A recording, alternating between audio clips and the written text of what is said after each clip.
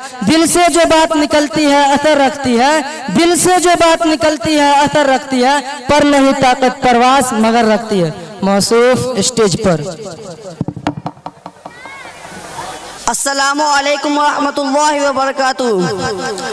वला तक़्फ़ु मा लैसा लका बिही इल्म इन्ना सम्अ वल बसर वल फुआद कुल्लु उलाइका काना अन्हु मसऊला। है दिल के लिए मौत मशीनों की जिंदगी, है दिल के लिए मौत मशीनों की जिंदगी, एहसास मरवत को कुचल देते हैं आलात।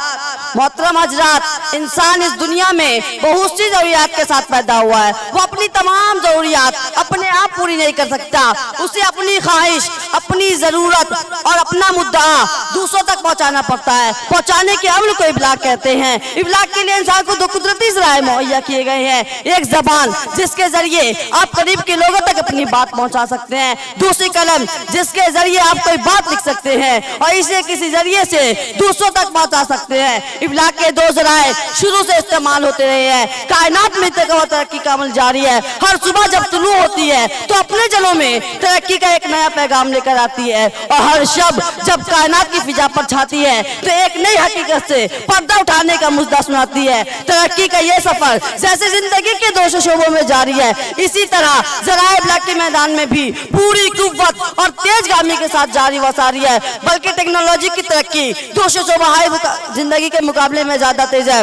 मौजूदा तेज रफ्तार साइंसी तरक्की और जदीद टेक्नोलॉजी ने बेशुमार जदीद आलात को जन्म दिया है। इंटरनेट और इस पर मौजूद साइट हर मैदान के अंदर हैरान कुल खिदमात पेश कर रहे हैं। ये वसाइल इंसानी को जोड़ने और मजबूत करने में अहम रोल अदा कर रहे हैं और मालूमात के खजाने पेश कर रहे हैं। उसने जुग्राफियाई सरहदों को तोड़ दिया और सारी दुनिया को एक बस्ती में तब्दील कर दिया है। आज गांव में बैठा हुआ आदमी भी इतना ही बाखबर हो सकता है जितना कि तरक्की याफ्ता शहर में बैठा हुआ। सोशल मीडिया एक बहता हुआ समंदर है जिसमें हीरे और मोती भी डाले जा सकते हैं और खशो खसाक भी। इससे साफ सुथरा पानी भी उंडेला जा सकता है और गंदा बदबूदार फिजला भी। इससे दीनी अखलाकी अक़दार को तबाह करने वाली चीजें भी और इंसानी अखलाक की अक़दार को तबाह करने वाली चीजें भी। सोशल मीडिया से जहां मालूमात के दरवाजे खुले उनका हुसूल आसान हुआ है, इसी तरह उसने उरियानियत और बेहयाई का दरवाजा भी खोला और इबाहत हवाज को पसंदी दी। आज मनफियात मरतब हो रहे हैं, इसी के गलत इस्तेमाल के नताइज हैं। सोशल मीडिया के जरिए बेहयाई और बुराई फैलाने का मकसद हमारे अखलाक को सलब करना, हमारे अक़दार को तबाह करना, हमारे ईमान और इस्लाम पर डाके डालना, हमारे रूह को बर्बाद करना, हमारे ईमान और इस्लाम को बेजान करके तब्दील लाशों में तब्दील करना, हमारे तसक्कुस पर स्याही पोतना, हमारी दीनी गैरतों पर पानी फेरना, हमारे नौनहाने इस्लाम को अपने साक्ष्य में डालना। यही वजह है कि हमारे नौजवान बच्चे बच्चियां दुश्मनाने इस्लाम की नक्काली कर रहे हैं। आज हमारे नौजवान तालीम और सिकाफत दीन और ईमान से रिश्ता तोड़कर अवारगी में मुब्तला हो रहे हैं, बेदारवी के शिकार हैं।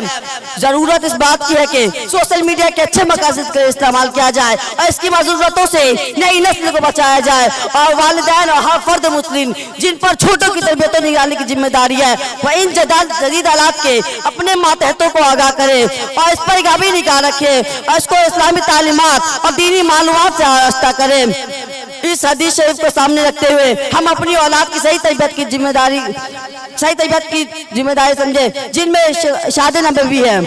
अनिब्नी उमर अनिन नबी सल्लल्लाहु अलैहि वसल्लम मान अला वालिदुन वलदन अफजल मिन गदबिन हसनिन, कि किसी बाप ने अपनी औलाद को अच्छे अदब अच्छे तरीके से बेहतर कोई हदिया नहीं दे सकता।